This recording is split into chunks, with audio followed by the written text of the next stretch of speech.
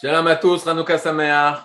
C'est un peu difficile de parler avec tous les cours que vous avez eus, d'arriver vers la fin, c'est un challenge.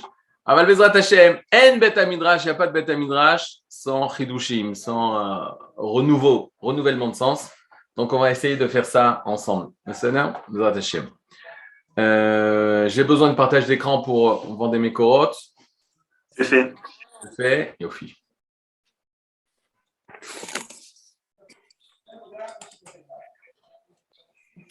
C'est bien. Vous voyez là? On va très bien, Ramat. Ok, alors on y va. Quand on parle de Hanouka, il y a plusieurs dimensions. Dans chaque événement de la Torah, il y a plusieurs dimensions. L'événement le plus extérieur, qui va être par rapport à l'historique. Attendez, je vais revoir normal, après je vais reprendre la feuille. De toute façon, on va voir les visages et si vous avez des questions. Il y a le principe de base, il est le suivant. Quand on parle de Historia, en ivrite, le mot Historia, c'est Toldot. Ok, on apprend ça dans les parachutes de Bereshit, les engendrements, l'histoire d'Israël, Toldot Israël. Les Toladot, c'est les engendrements. Toldot, c'est ce qui s'est passé au peuple d'Israël. Toldot Israël, c'est l'histoire d'Israël. Or, on sait que historien en ivrite moderne, on écrit Historia. Historia, c'est tout mot qu'on récupère du monde latin, gréco-latin, de la langue gréco-latine. On va mettre un tête quand il s'agit du T, on va le transformer avec la lettre tête. Mais on sait que le Rav Kook, le père, le Rav Avraham Yitzhak Cohen Kook, lui, il écrivait Historia avec Tav. Historia. Et son fils disait pourquoi il écrivait avec Tav. Est-ce que vous voyez le tableau ou pas du tout? Attendez, voilà, ça c'est à moins de trucs. Il écrivait avec Tav pour dire qu'en fait, il y a le mot seter. C'est quoi seter? C'est caché. C'est-à-dire, il disait la chose suivante. Une personne qui étudie l'histoire d'Israël, les Toldot d'Israël, il étudie en fait Esther Ya. Ya, c'est le nom d'Akadosh Baruch Hu, et Esther, ça veut dire ce qui est caché. La main cachée d'Akadosh Baruch Hu dans ce monde. Et si tu n'es pas capable d'analyser la main d'Hachem, la main du divin, qui dirige les événements historiques de ce monde, alors tu ne vas pas voir l'Ashgachat Hashem, la providence divine de ton époque, de ta génération, et tu vas facilement tomber, c'est un jeu de mots du Rav Ziyuda, je ne sais pas si c'est du Rav Ziyuda, en tout cas de ses élèves, tu vas facilement tomber dans la hystéria. Hystéria dans l'hystérie. Pourquoi? Parce qu'une personne qui n'est pas capable de rattacher tous les événements au projet divin, alors forcément, il est perdu, il est bachocher, il est dans l'obscurité. Donc forcément, il va tomber dans l'hystérie, dans l'incompréhension et la panique de « mais qu'est-ce qui va se passer? Mais qu'est-ce qu'on va devenir? Mais qu'est-ce qu'il va avoir ?» Or, la sagesse de nos sages et la sagesse des sages d'Israël qui savaient voir Binou chez notre Dorador, qui savaient contempler les années des générations et des générations, ils savaient contempler quel était l'Ashgachat Hashem, la providence divine, l'action divine à chaque génération. Et donc, ils savaient exactement analyser qu'est-ce que Hashem est en train de faire à Israël en particulier et à travers Israël à l'humanité tout entière.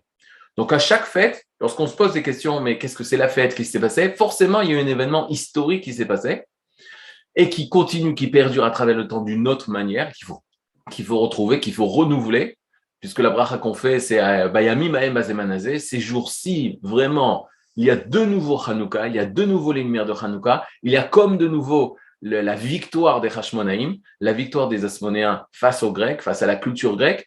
Et donc, on doit revivre ces événements. Et d'abord, avant, pour pouvoir les revivre, il faut véritablement comprendre qu'est-ce qui s'est fait. Baruch Hashem, le monde de la halacha nous encadre pour pouvoir réaliser tous les idéaux et toutes les pensées et toutes les profondeurs que cette fête porte en elle. Toute la halacha, quand un homme d'Israël va réaliser la halacha, il va dévoiler de manière extérieure toutes les plus grandes profondeurs qui font la particularité de la fête. Nous, qu'on essaye de comprendre au-delà des actes, au-delà des mitzvot, on essaye de comprendre le sens profond, alors on essaye de comprendre la neshama, de rencontrer l'intériorité. Mais cette intériorité, cette profondeur de sens, cette profondeur de compréhension, cette profondeur de signification, forcément, elle doit après se réaliser dans l'acte qui s'appelle la mitzvah.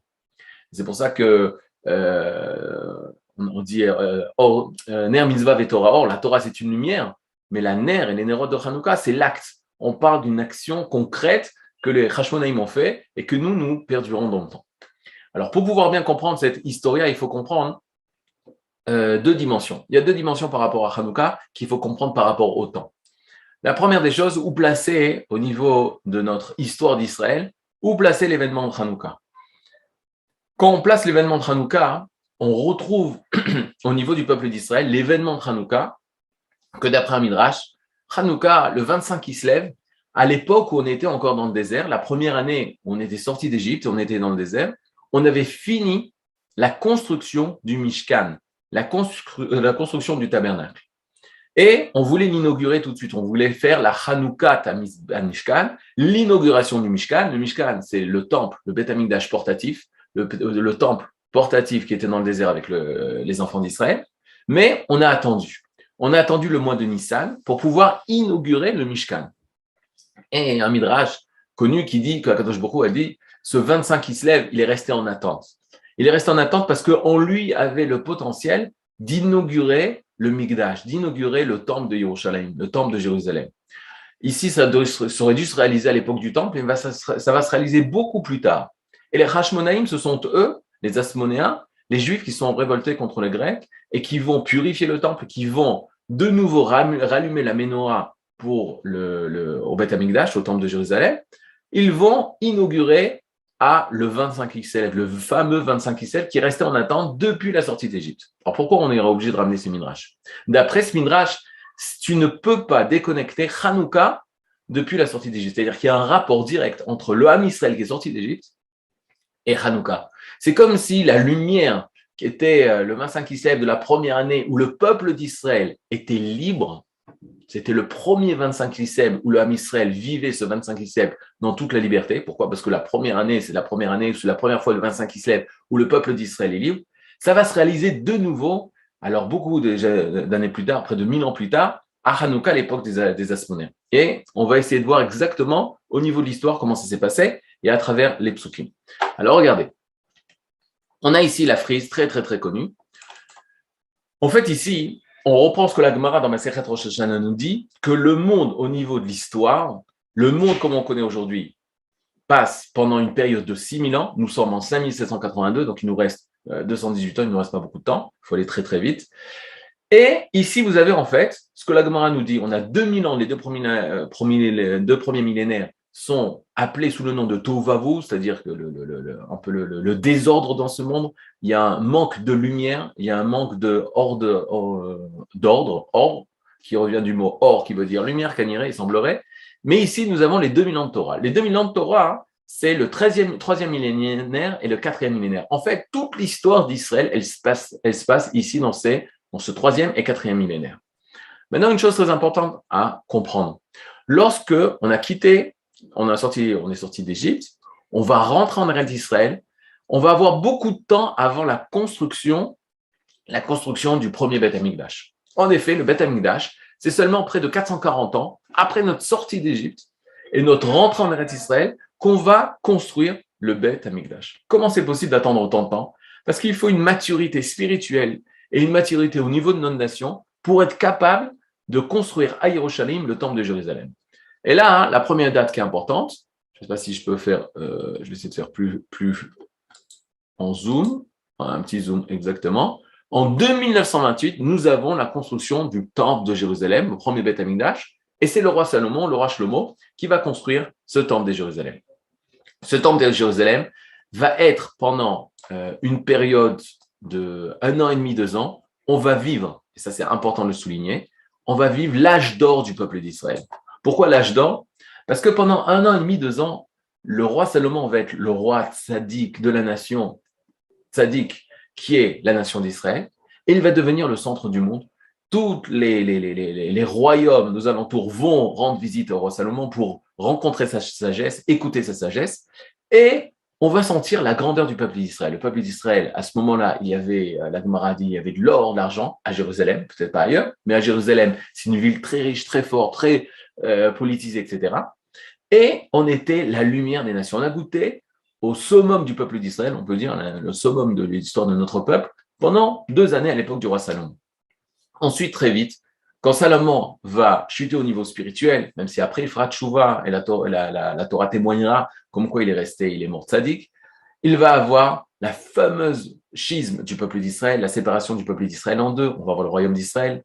On va au nord, on va voir le royaume de Juda, de Jérusalem et vers le sud. On va avoir deux États d'Israël, deux rois d'Israël. Une catastrophe pour l'histoire d'Israël. 100 ans avant la destruction, plus de 100 ans avant la destruction du premier temple, il va avoir les fameuses 10 tribus perdues. Le Ham Israël va se séparer dans le monde entier, va se disperser. 10 tribus du Ham Israël vont quitter, vont être déportées de la terre d'Eretz Israël. Et jusqu'à ce jour, on a des difficultés à les ramener. On ne les ramène pas, on ne le retrouve pas. On a, bon, Hachem, le Shevet Dan, c'est les Éthiopiens. On a Shevet Menaché, peut-être des restes du Shevet Menaché. Mais il nous manque encore ces fameuses 10 tribus qui ne sont pas encore revenues. 2500 avant, ne sont pas encore revenus en Eretz Israël. Et il reste uniquement le Shevet Yehuda, la tribu de Yehuda, Judée, la tribu de Binyamin, une partie des Kohanim, une partie des Lévites. On est à Yerushalayim, au royaume de Judée, et il va se passer la terrible destruction du premier temple avec Babel. Et on a la rencontre, en fait, avec le premier empire qui vient détruire Israël.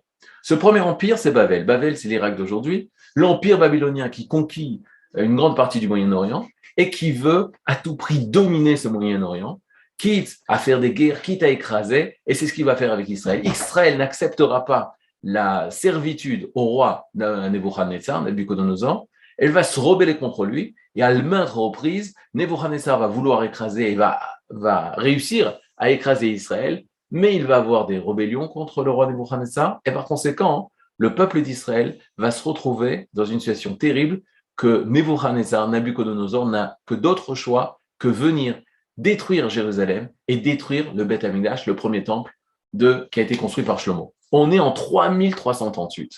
En 3338, il y a la destruction du Beth Amikdash. Le Beth Amikdash a duré, premier temple, a duré 410 ans, et le Ham Israël va commencer la galoute de Babel. Qu'est-ce que c'est la galoute de Babel? Alors, c'est marqué mes fourrages dans les psukim. Je vais vous montrer tout de suite les psukim. Les psukim parlent. Les psukim parlent. Bon, je veux dire, BLP, on n'a pas besoin de trucs. Akadosh Borou va parler par Yirmiyahu, le prophète Jérémie de l'époque. Il dira la chose suivante, qu'il les filles Mélot, les filles Mélot Shenot, Shivim Shana, les Bavel, qu'il les filles Mélot, les Bavel, Shivim Shana, Evkod et Trem. Lorsque se rempliront les 70 ans dans l'exil de Babel, Evkod et Trem. Qu'est-ce que veut dire Evkod et Trem?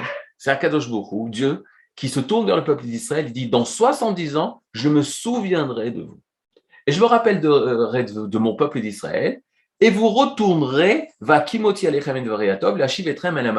pour vous ramener vers cet endroit. Quel est Hamakomazé? Cet endroit avec un He majuscule, un He, lettre article définie. On parle bien sûr de Yerushalayim, de Jérusalem. On parle bien sûr du Beth Amikdash. On parle bien sûr du centre d'Israël. Et là, on va attendre 70 années pour permettre le retour en Eretz Israël.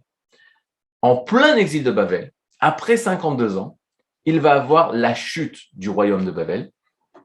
Et qui va se lever à la place de Babel? Vient le deuxième empire, en face de qui nous devons affronter, nous avons à faire face au nouvel empire qui se dresse au Moyen-Orient, qui s'appelle la Perse, Paras, Umadai et Mède.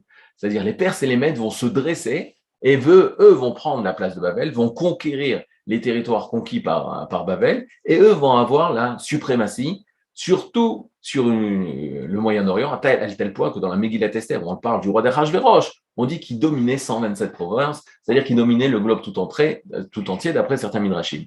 Mais au niveau historique, nous savons que oui, la Perse a dominé après Babel et domine ce continent-là. Que se passe-t-il par rapport à notre histoire? Par rapport à notre histoire, alors ça, je suis, oui, obligé de montrer pour bien comprendre qu'est-ce qui se passe. Attendez. Est-ce qu'en attendant que je sors le deuxième document, est-ce que jusque-là, Zebseder, ça va un peu vite parce que j'ai vraiment besoin de...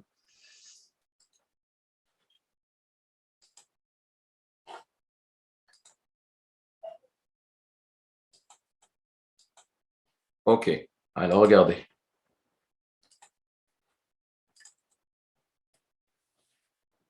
Ici, on a dans Ezra, vous voyez Ezra à gauche, Sefer Ezra, au début de Ezra, il y a les premiers psukim du prophète Ezra.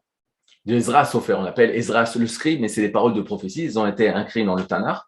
Là-bas, il se passe, à l'époque du royaume de Perse, il va avoir un roi qui va se lever, roi de Perse, il s'appelle Koresh.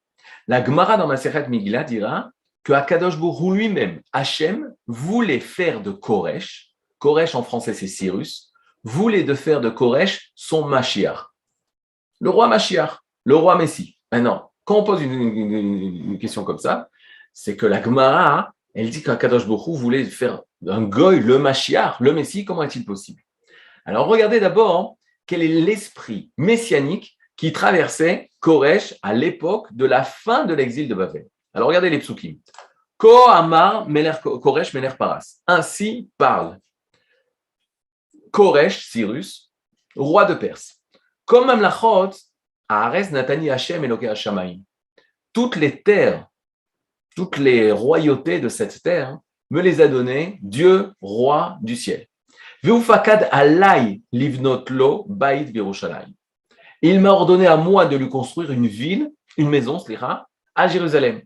Asher Biyouda, qui est en Judée. On parle de Jérusalem en Judée, qui est en Eretz Israël, en Judée, etc. Le Jérusalem, la Jérusalem.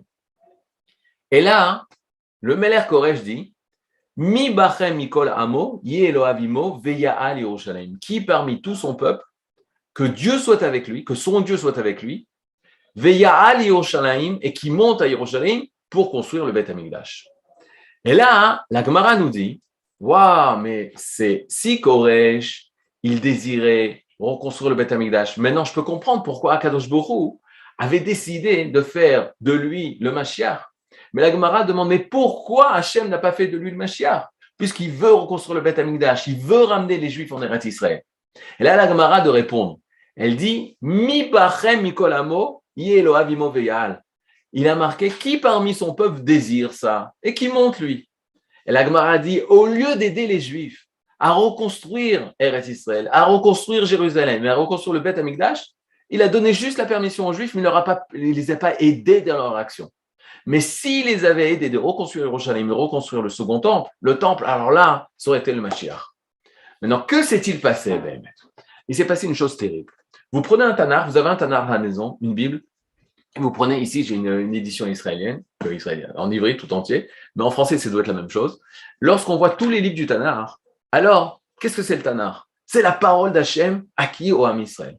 Sans le Ham Israël, jamais on n'aurait pu entendre les paroles d'Akadosh Baruch Hu. Le Ham Israël, c'est l'adresse avec laquelle Akadosh Baruch Hu s'adresse.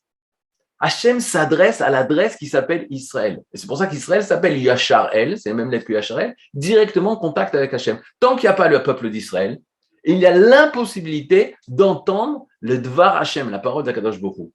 C'est pour ça que Bereshit, qui va nous dévoiler Bereshit? C'est seulement quand le Ham Israël sera là. C'est seulement quand Moshe Rabbeinu sera là. Et Moshe Rabbeinu, il est là, seulement quand le peuple d'Israël est là. On n'a pas écrit la Torah à l'époque de Abraham. C'est Moshe qui a écrit toute la Torah, depuis Bereshit jusqu'à la fin de l'aîné Kol Israël. Maintenant, pourquoi je vous dis tout ça? Je vous dis tout ça parce que on a marqué, toutes les prophéties, elles ont été écrites selon la continuité et le développement de l'histoire du peuple d'Israël. Et le dernier livre qui est mis en général dans les Ketuvim, c'est les hagiographes, donc la dernière partie du Tanakh, c'est Divrei Yamim. C'est quoi Divrei Yamim? Divrei Yamim, c'est les chroniques. Divrei Yamim, pour ceux qui connaissent, c'est un résumé de toute la Torah. C'est un résumé très très concis des générations, des toladot, des engendrements et des événements majeurs qui se sont passés durant toute l'histoire depuis Adam Arishon. Et quelle est la dernière histoire? Quelle est la dernière prophétie? Quelle est la dernière parole divine qui est mise dans le livre du Tanakh, dans le livre de la Bible, the Bible, le livre par excellence, le livre de Ham Israël, mais même de l'humanité? Alors regardez qu'est-ce qui est mis. Je ne l'ai pas fait, mais vous pouvez avoir confiance. Divrei Yamim, le dernier verset. Il y a marqué Kohamar Koresh Meler Paras, Kom Melachot Haaretz Natan li Hashem, Elokei Shamayim, Veufakad alay livnot lo bait birushalayim Asher Biyuda. Il répète le même verset qui se trouve dans Ezra. Mais ça, on a l'habitude. Divrei Yamim, il répète des versets qui ont été déjà écrits. Mais le dernier verset des Chroniques, c'est-à-dire le dernier livre de tout le Tanakh, c'est un verset qui se réfère à Ezra et qui dit ce qu'on vient de lire, l'histoire de Cyrus, la déclaration de Cyrus. À tous les Juifs du monde entier, parce qu'il dirige le monde entier. Il a les 127 provinces comme Assuérus, comme Achashverosh qui viendra juste après lui. Il appelle les Juifs de retourner en Eretz Israël. Maintenant, regardez la chose terrible. Il a marqué Mi Bachen Mikolamo, qui parmi son peuple sera avec lui, Veyal, et il montrera. Il appelle à la Aliyah, il appelle retourner en Eretz Israël. Mais pourquoi c'est terrible? C'est terrible parce qu'après, vous savez ce qu'il y a après? Du blanc. Du blanc. Après, le Tanakh est fini. La Bible, elle a été fermée. Et pourquoi elle a été fermée? Pourquoi on n'a pas pu continuer à écrire? Parce que l'âme Israël n'est pas retourné en Eretz Israël. Nous ne sommes pas rentrés à Yerushalayim. Et à partir du moment où la nation d'Israël a décidé de rester en Galoute, le Tanakh se ferme.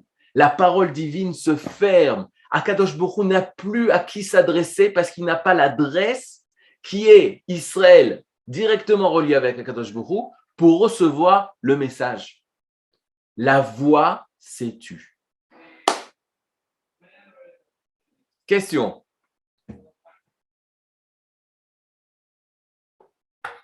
Pas de question. Il a fait. Eh bien, vous pouvez rester sans parler parce qu'il n'y a rien à dire. On n'a plus rien à dire. Comment le Ham Israël ne monte pas? Rabbi Yehuda Levi, qu'on étudie dans le cadre de justement Yeshiva Online tous les dimanches, Rabbi Yehuda Levi, lorsqu'il parle d'Eretz Israël, il dit, mais c'est ce qui s'est passé à l'époque du Second Temple, avant justement à l'époque de Cyrus. Les Juifs n'ont pas voulu retourner en Eretz Israël. Les Juifs sont restés à Bavel. Et c'est à cause de ça que Akadosh Baruch Hu n'a pas ramené sa shrina au Second Temple, n'a pas ramené sa présence divine lors du Second Temple.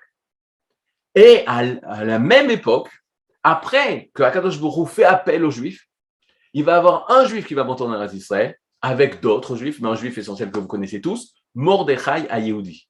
Mordechai, qu'on va retrouver dans l'histoire de Purim, lui va monter en Eretz Israël. Avec Zerubbabel, avec Daniel, peut-être il est monté à cette même époque d'après la Gemara. C'est-à-dire, on va retrouver des Juifs en Eretz Israël.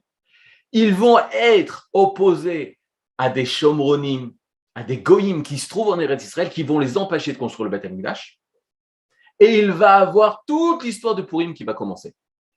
Donc Purim, première fête, qui va se passer en Galoute, alors qu'Akadosh Baruch Hu avait permis le retour en Eretz Israël et la construction du Second Temple. Je ne peux pas me passer de vous rappeler ce premier Rashi sur Ezra, qui explique la Miglat Esther. La Miglat Esther, ça commence par Vahi bimei Achashverosh. Ce fut malheureusement à l'époque de Achashverosh. Pourquoi malheureusement? Et Rashi nous explique. Malheureusement, parce qu'Achashverosh, on avait le droit de retourner en Eretz Israël, mais Achashverosh interdit les Juifs de retourner en Eretz Israël et de construire le Beth Amikdash. Les jours de Purim, c'est des jours malheureux, où, après avoir accepté la reconstruction de Jérusalem du Temple, les nations ferment les frontières. Et les rabbinim chez qui nous avons étudié, les élèves du Rav Yehuda Kook, qu'est-ce qu'ils nous enseignent? Ils nous disent c'est exactement ce que nous avons vécu il y a plus de 100 ans. Il va avoir la déclaration de Balfour en 1917, où les nations appellent les Juifs en voyant favorablement la construction d'un foyer national juif sur la terre en Palestine.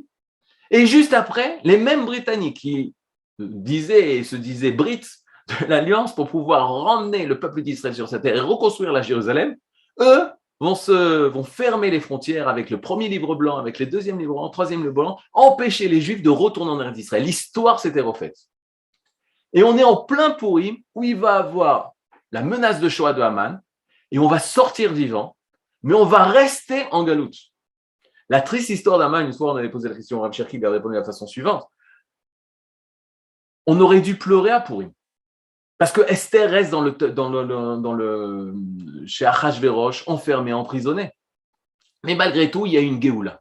Malgré tout, il y a eu un sauvetage, une libération d'Israël, qu'on a été sauvé, on a pris conscience que nous sommes nation. Mais pas assez fort pour que la nation, que les Juifs du monde entier retournent à Jérusalem pour reconstruire notre nation. On est resté en Galoute, mais on a pris cette conscience qu'on était Am Echad. Aman va dire Mefouza ou Mefourad. Il est dispersé, mais il est Am Echad. On a pris cette conscience qu'on était une nation. Mais on n'a pas eu la force de monter en Eretz Israël. Ça, c'est Purim. Après l'histoire de Purim, qui va monter en Eretz Israël? Ezra, avec 40 000 personnes. Dit la Maséchet, le traité Kiddushin. On monte en Eretz Israël.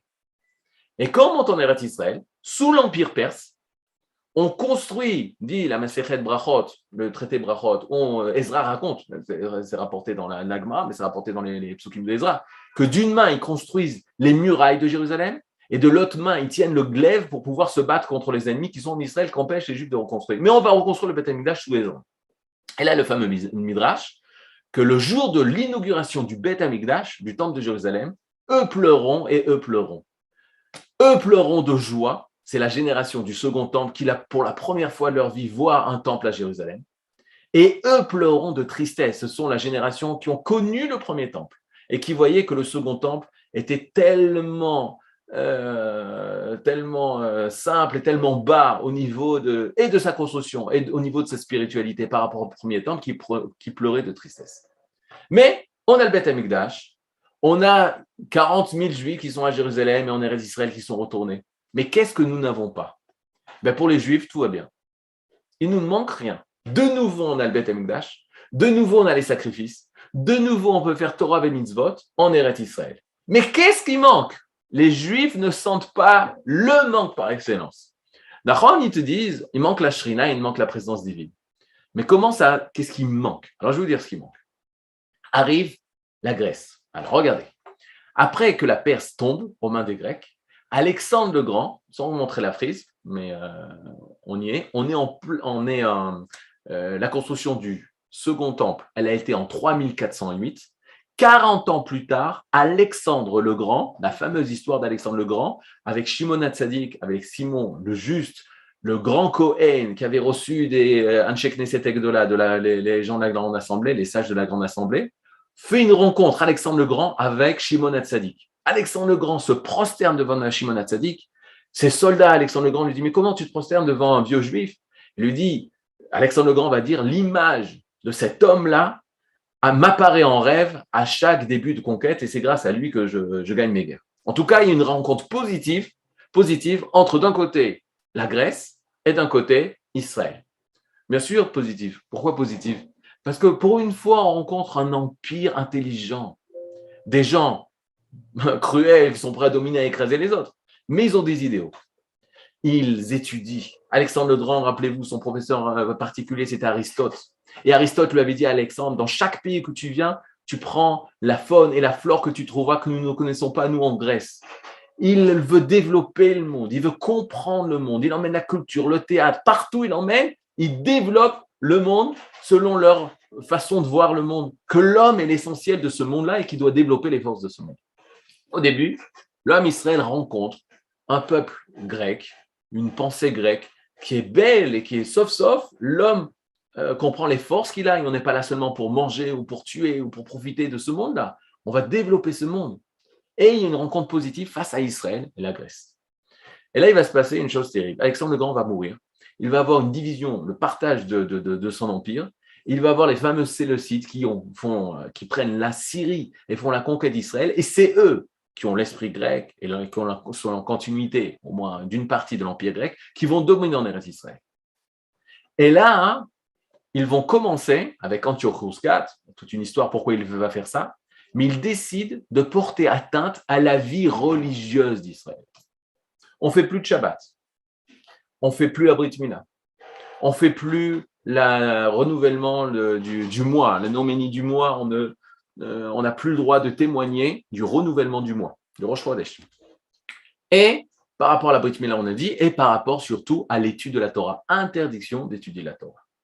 Quand les Grecs portent atteinte, et écoutez la phrase, à la vie religieuse, comme le Shabbat, comme la Brit Mila, comme l'étude de la Torah, c'est l'essentiel de la vie religieuse d'un juif, et surtout en Galoute. Qu'est-ce qu'ils décident de faire?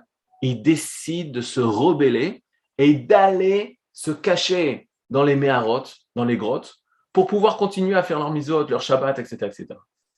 Et il y a une histoire terrible. Que Sefer Maccabim, le livre des Maccabim qui raconte l'histoire des Maccabim, il faut lire ce livre. Il y en a qui disent que ça a été écrit par le Beth Shammai et Beth Hillel. En tout cas, c'est un livre, on ne va pas fixer la halakha en fonction de ce qui est marqué, mais au niveau de l'histoire et de l'esprit qui est marqué à l'intérieur, c'est sûr qu'il nous rentre dans l'esprit de Hanouka. Il va y avoir une chose terrible, ils vont se battre, ils vont commencer la révolte avec les Hashmonaïm, les Asmonéens, Yehuda, Maccabi, ils vont commencer à se battre contre les Grecs. Mais pourquoi se battent-ils contre les Grecs? Et là, c'est ça la question. Ils se battent pour le Shabbat. Ils se battent pour vivre une vie religieuse, Brit Mila, de pouvoir faire la Brit Mila, de pouvoir de nouveau étudier la Torah tranquillement. Et ils ont été confrontés à un dilemme terrible. Quel est le dilemme? Le Sefer Maccabim raconte qu'ils se sont enfermés, qu'ils faisaient la guerre le dimanche, lundi, mardi, mercredi, jeudi, vendredi. Ils faisaient la guerre contre les Grecs. Et arrivé le vendredi, ils allaient se cacher dans les grottes le Shabbat. Pourquoi? Mais je vais vous dire pourquoi. Parce que pourquoi ils faisaient la guerre? Pour faire le Shabbat. Or, s'ils faisaient la guerre le Shabbat, eux disaient, mais on va enfreindre le Shabbat. Alors que toute notre guerre, c'est pour le Shabbat. Et donc, qu'est-ce qu'ils décidaient? De faire la guerre seulement la semaine. Et comme pour respecter le Shabbat, alors ils ne voulaient pas prendre un glaive, ils ne voulaient pas prendre les flèches, etc. Ils se cachaient et ils ne faisaient pas la guerre. Qu'est-ce qu'ont décidé les Grecs? Plus intelligents que tout le monde. Eux ne faisaient pas la guerre le dimanche, lundi, mardi, mercredi, vendredi, jeudi, vendredi. Et arrivé le vendredi, ils partaient et allaient chercher les Juifs qui se cachaient dans les grottes. Et il va avoir dans une grotte un massacre de 1000 Juifs. Elef Yehudim metou. 1000 Juifs sont morts. Pourquoi? Parce qu'ils ne voulaient pas prendre les armes pour se battre Shabbat, parce qu'ils se battaient pour le Shabbat. Et là, Yehuda Maccabi, lorsqu'il entend cette catastrophe, que 1000 Juifs, hommes, femmes et enfants, se sont fait tuer dans une grotte parce qu'ils se cachaient le Shabbat pour respecter le Shabbat et pour ne pas faire des guerres le Shabbat, parce que leur guerre, c'était pour les mitzvot, c'était pour le Shabbat. Alors il dit, si on continue comme ça, mais il ne va plus avoir de Ham Israël. Et là, ils vont commencer à comprendre qu'on ne fait pas la guerre pour le Shabbat. Mais pourquoi on fait la guerre? On fait la guerre pour sauver la nation du Shabbat. Pour sauver la nation qui fait le Shabbat. Ça n'a rien à voir. Ça n'a rien à voir. Asher Bachar Banu Mikol Ha'amim. Hachem, il nous a choisis comme nation. Qui nous a choisis parmi tous les peuples. Il nous a choisis comme Goy Kadosh. Comme même les Chet Kohanim. Comme nation de prêtres. Comme une nation sainte.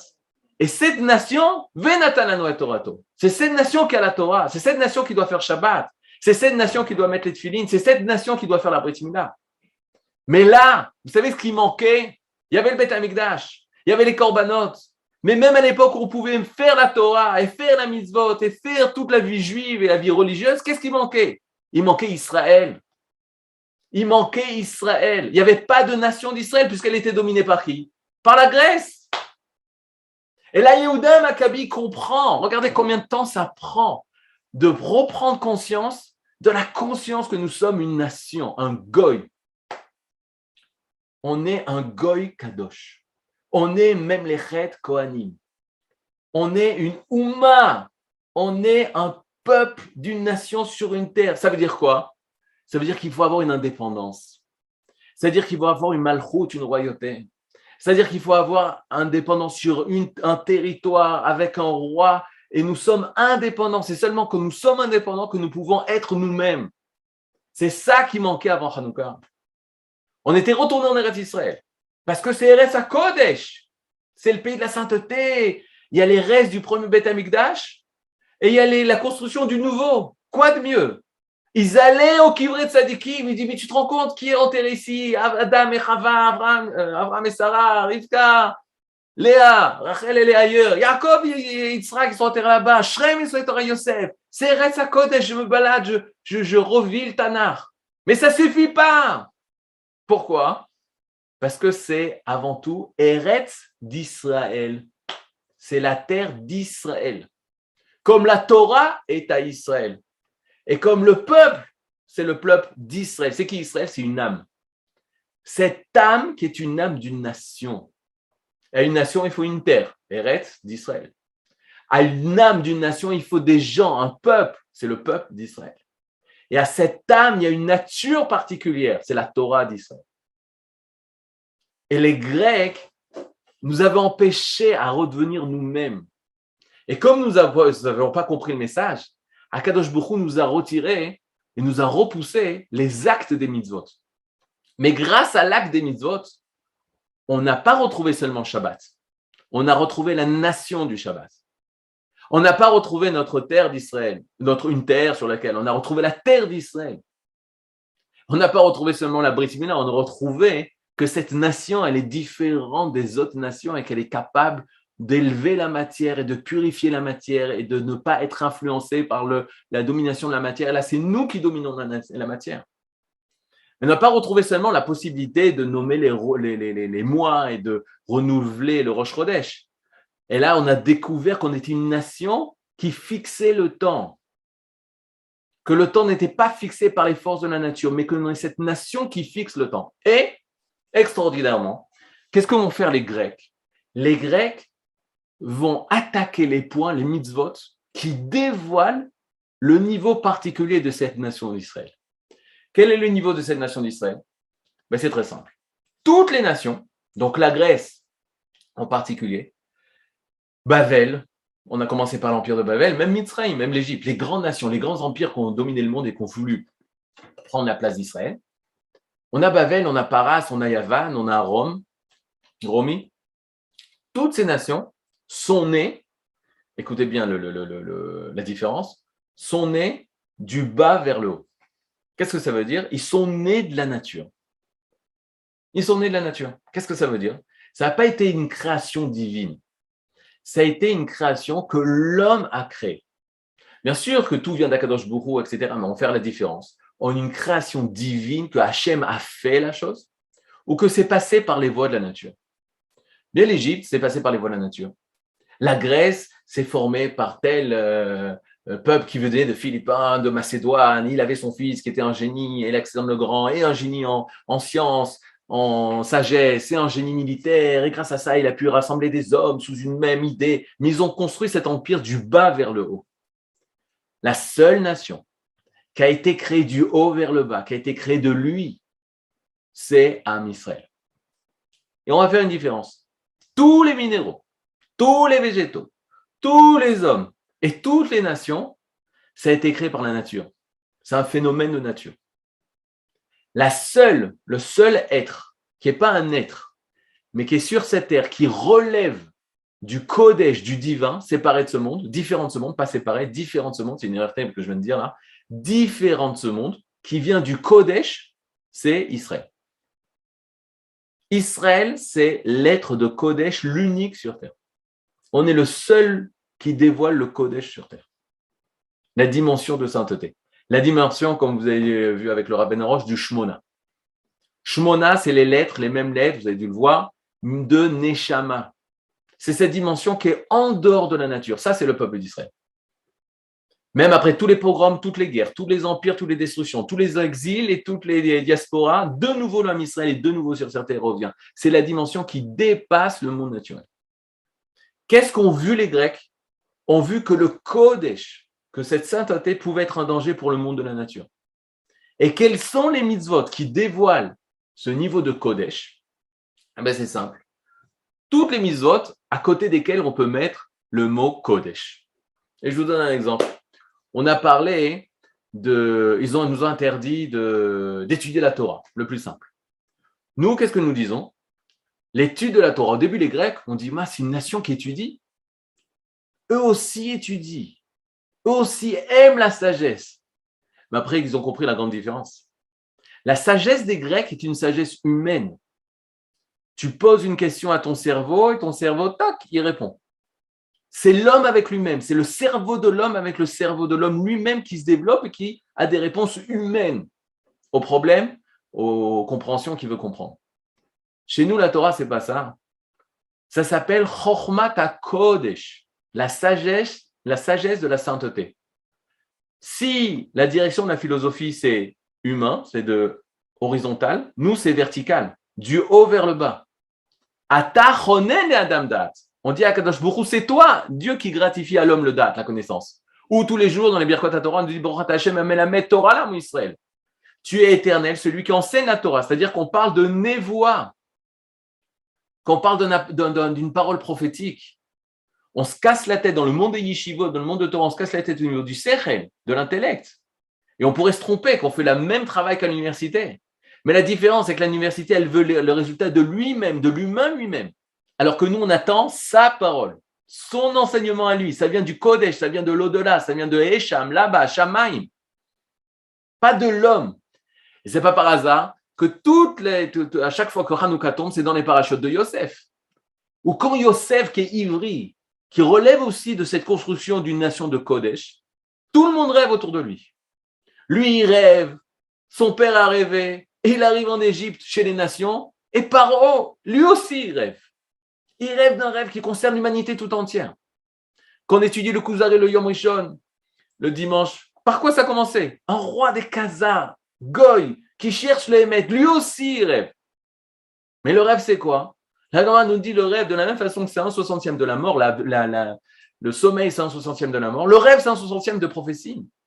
Et c'est quoi le rêve? C'est pas l'action moi et moi-même, c'est de l'au-delà vers moi, du haut vers le bas, ou de l'intérieur vers l'extérieur. Et donc, eux, on dit, il y a une sagesse qui s'appelle la Torah, mais c'est comme les sciences. Nous, on a crié haut et fort, non, il y a quelque chose d'au-delà de la matière, qui est Kodesh, qui est au-delà du monde, qui est au-delà de la nature. Le divin, eux, ils disent, il n'y a pas de divin, pas de limut Torah, interdiction d'étudier la Torah. Le Midrash dit, j'ai oublié cette chose, ils avaient dit, les Grecs avaient interdit de l'inhol et tabaït, de fermer à double tour sa maison, pour empêcher la relation entre l'homme et la femme. Autre commandement qu'ils avaient dit, que la kala, le soir de la choupa, au lieu d'aller avec son khatan, elle va d'abord chez le Hagmon Trila, elle va d'abord chez le chef d'armée des Grecs. Comment tu peux arriver à une bassesse aussi grande? Et là, pourquoi il faisait ça? Parce que nous, on disait, le mariage entre un homme et une femme, c'est Kodesh. Le mariage entre un khatan et une kala, c'est pas deux personnes qui se marient comme un chien et une chienne, comme un singe et une singe. Je ne sais pas si on dit, mais vous avez compris. Et là, quoi? C'est un rapport entre deux êtres qui vont s'unir et au milieu de ces deux êtres, il va avoir la Shekhinah, la présence divine. Zachou Shekhinah Benehem. La Gemara dit, s'ils ont mérité, s'ils ont travaillé pour ça, alors la présence divine, elle sera dans le couple. Les Grecs, ils disaient quoi? Dans une relation entre un homme et sa femme, il y a la présence divine? Non! Il y a des instincts bestiaux, instincts animal. Il n'y a pas de présence divine. Nous, on dit, c'est faux. Quand j'étais sous la choupa, j'ai dit à ma femme, Areat mekudeshet. J'ai fait des kiddushin, des fiançailles, le mot kodesh. C'est kodesh ce qui se passe. C'est de l'au-delà. C'est des âmes qui viennent pour se rassembler. Et on ne connaît pas, nous, on est seulement le côté extérieur de quelque chose d'intérieur, de beaucoup plus profond, qui ne dévoile pas une chose de la nature, mais une chose qui dévoile du kodesh. Donc, eux portaient atteinte à la famille. C'est pour ça que la mitzvah de Ner Ishuk Beto, c'est les mitzvahs de Hanouka par rapport à la famille, parce qu'ils voulaient porter atteinte à la valeur transcendantale de la valeur familiale, du kécher, du lien entre l'homme et la femme. Ensuite, ils ont dit, mais pourquoi vous faites la Brit Mila? Qu'est-ce qu'on fait le Mohel avant de faire la Brit Mila? Il dit un mot. Brit Kodesh! Vous avez entendu la prochaine fois que ce sera une Brit Mila? Pas tout le monde qui dit ça, mais dans le monde ashkénaze, beaucoup disent ça. Brit Kodesh, une alliance de sainteté. La Brit Mila exprime que notre corps, qui vient du monde de la nature, n'est qu'un keli, un réceptacle pour recevoir le monde du divin. Les Grecs disaient, mais non, mais l'homme a des instincts. L'homme est un animal. Et tu ne peux pas dominer les choses qui sont l'instinct animal. Et forcément, l'homme va tomber, et forcément, l'homme est dans les mains de la nature. Nous, on vient et dit, on fait la Brit Mila, d'Afka à l'endroit où il y a l'expression du profit naturel le plus grand au niveau du corps. C'est là-bas où on dit, nous, on dévoile le Kodesh. Et on réalise la volonté d'Hachem, même dans ce membre-là. Brit Kodesh. Il y a quelque chose qui dépasse la nature, qui est la source de la nature et qui se révèle dans la nature, mais qui n'est pas de la nature. C'est le divin, c'est le Ein Sof. Le Rosh Chodesh, qu'est-ce que disaient les Grecs? Les Grecs disaient, mais attendez, vous fixez, vous, les mois, le temps. C'est-à-dire que si nous, on fixe le mois et le temps, ça veut dire qu'on décide quel enfant est né sous l'influence de Mars et sous l'influence de Vénus et sous l'influence de tout ça. Parce que les mois d'astrologie vont en fonction des mois juifs. Donc, ça veut dire que nous, on domine le temps. C'est nous qui dominons l'astrologie, puisque nous, on décide quand est-ce que tombe Nissan. Là, par exemple, on fait Adar Bet. On décide qu'il y a un deuxième Adar, donc Nissan s'est déplacé. Donc, tous les enfants qui sont nés d'habitude, ils auraient dû naître au mois de Iyar. Là, ils vont naître au mois de Nissan.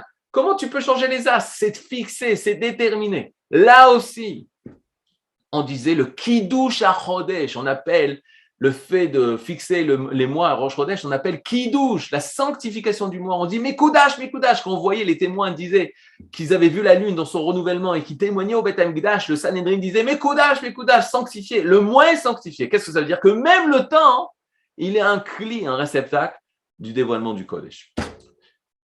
Je finis parce que je vois qu'il est tard. Une phrase. On se balade.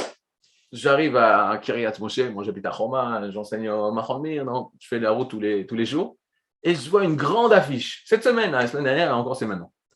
Puis Tom, qu'est-ce que je vois? Un grand chanteur, on a le droit de dire, moi, vous imaginez bien qu'on ne reçoit aucune aide pour la pub. Avraham Fried, Isha Rivo, à Jérusalem. Il a fait, Metsuyan, Tzadikim, Anashim Tovim, Yirei Shamayim. Mais où ils font ça? Be'arena Birushalayim, à l'arène de Jérusalem. À Hanouka, tu me fais une chose comme ça? Tu vas me faire le grand Avraham Fried, Chassid, Tzadik, Yirei Shamayim, Misharivo, il parle français, il est né à Marseille, il a fait son alia avec le Rav Zuckerman, Tzadikim. Tu me fais un Hanouka dans l'arène? L'arène à Hanouka? C'est toute la Tarbout des Grecs. Alors, je t'explique. Si tu te balades dans le monde, tu dis ils sont trompés, les Juifs. C'est les Grecs qui ont gagné. Parce que tout le système politique en Occident, tout, c'est Grèce.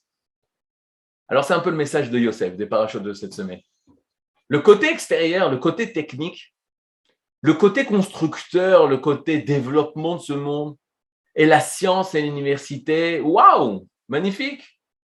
Ils ont trouvé un vaccin, ça a l'air de marcher.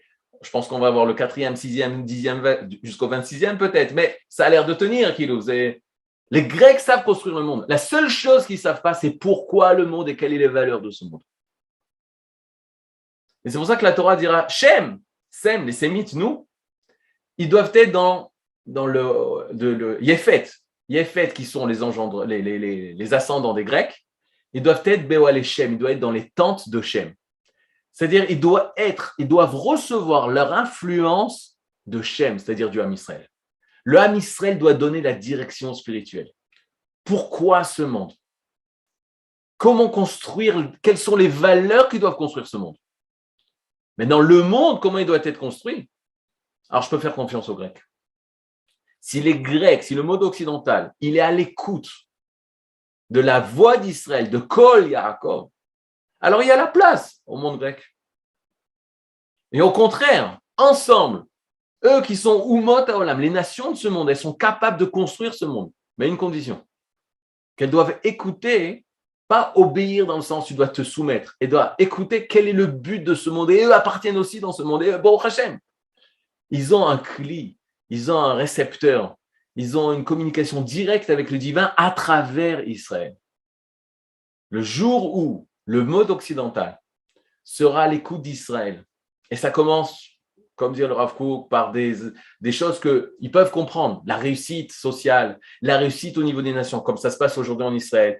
Plutôt en Occident, on écoute ce qui se passe en Israël, mais qu'est-ce qu'ils disent Israël? Ça, c'est au niveau technique. Mais on dépassera ce niveau et on arrivera à donner des véritables valeurs, un message de valeur.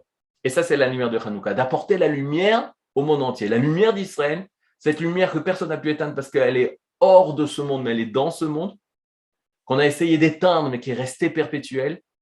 Hors Ensof, la lumière du Ensof, et que les Umot Haolam, elles soient des kelim, soient des réceptacles pour pouvoir recevoir cette lumière. Chez Lachem, Hanouka Sameach, une bonne fête de Hanouka, et plein de Gdusha. L'essentiel de Hanouka, ça commence par la Gdusha de la famille. Se retrouver en famille, dans le Shalom, dans la Simcha, et petit à petit, de la famille grandir ça à la communauté, et de la communauté grandir ça dans le quartier, du quartier grandir ça dans la ville du pays, dans le pays, dans le monde entier. Hanouka Sameach, Toda Rabba à tout le monde. Merci beaucoup, Rav. Si je conclue en une phrase, si j'ai bien compris ce que vous avez dit, ce qu'il a dit tout à l'heure, Rav Trubiano, en disant qu'il faut juste mettre le tzaddik devant Yavan et ça fait Tzion. Exactement. Shkol Tova, Rav. Toda Rabba. Toda Rabba, merci beaucoup.